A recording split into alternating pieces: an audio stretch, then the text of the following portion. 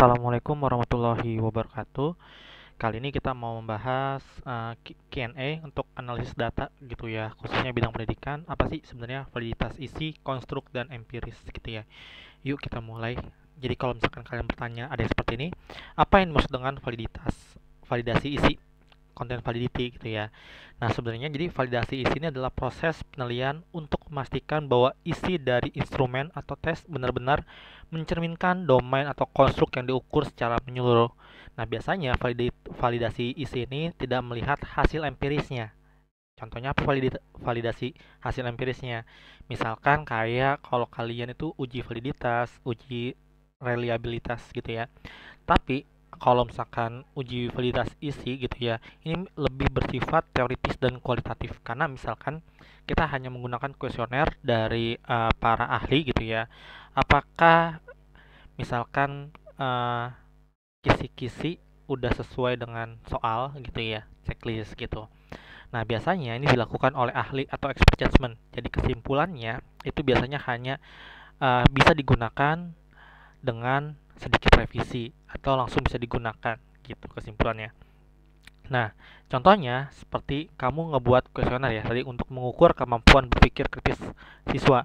Maka si ahli ini akan mengevaluasi apakah seluruh aspek berpikir kritis misalnya analisis, inferensi, evaluasi dan penjelasan ini sudah tercakup dalam item-item soal gitu ya.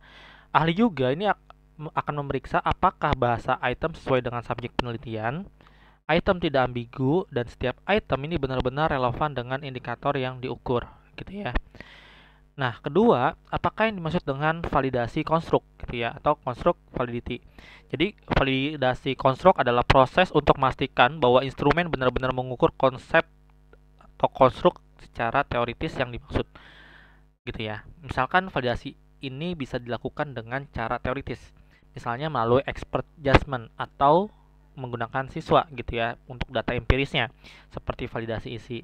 Nah, untuk cara empiris atau statistik ya, kalian bisa menggunakan yang namanya analisis faktor explanatory atau EVA atau confirmatory atau CFA. Nah, contohnya gitu ya, ketika kamu membuat instrumen untuk mengukur motivasi belajar, maka validasi konstruk ini akan memastikan bahwa semua item yang kamu buat memang mewakili sebuah konstruk motivasi dan bukan aspek lain, misalnya disiplin belajar, keinginan memperoleh nilai tinggi, gitu ya.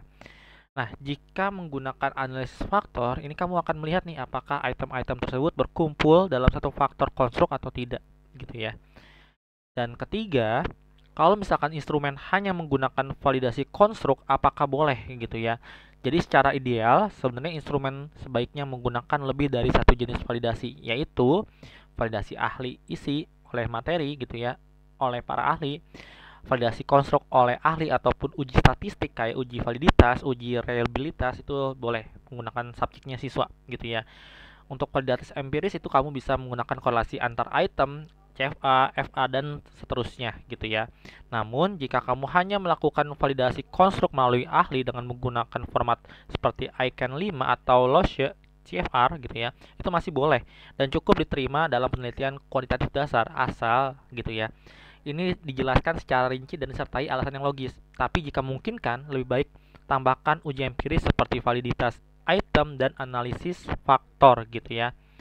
Nah, keempat gitu ya, validasi konstruk itu yang dari ahli kan gitu ya pertanyaannya. Bisa iya, bisa tidak. Jika validasi konstruk dilakukan menurut penilaian ahli atau expert judgment, maka memang itu dilakukan oleh pakar dalam bidang terkait gitu ya.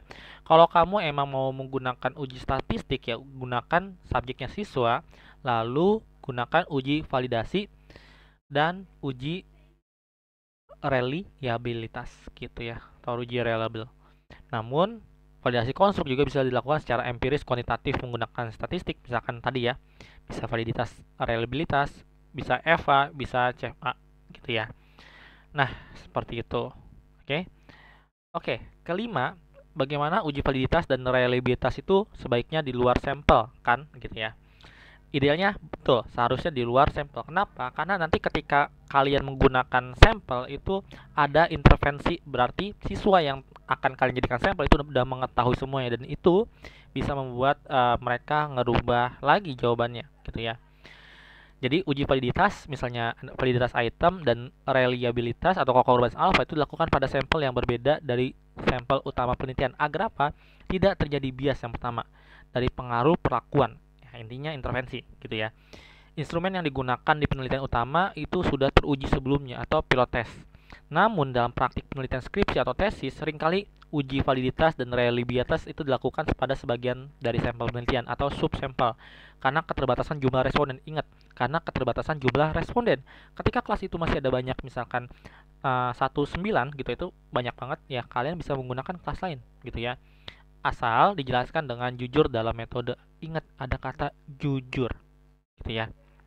Oke, bagaimana kalau misalkan uji linearitas, normalitas, dan multikolonialitas itu diujikan pada sampel atau di luar sampel? Ya, kalau misalkan uji normalitas, linearitas, dan multikolonialitas itu dilakukan pada sampel utama. Yang pertama tujuannya adalah kalau untuk normalitas memastikan distribusi data normal karena ini untuk syarat uji parametrik. Nah, ketika dia uji linearitas itu memastikan hubungan antar variabel itu bersifat linear. Yang ketiga, multikolonialitas itu memastikan tidak ada hubungan antar kuat variabel bebas atau prediktor gitu ya. Seperti itu. Nah, oke ya. Jadi gini, uji-uji tersebut adalah bagian dari prasyarat analisis data statistik dan wajib dilakukan pada sampel utama atau penelitian, bukan dari luar sampel. Gitu ya. Nah, ini silakan kalian baca ringkasannya atau kalian bisa stop video ini dan terima kasih. Nanti kita akan bahas lagi pertanyaan-pertanyaan apa aja yang akan kalian tanyakan di kolom komentar. Mungkin cukup sekian dari saya. Assalamualaikum warahmatullahi wabarakatuh.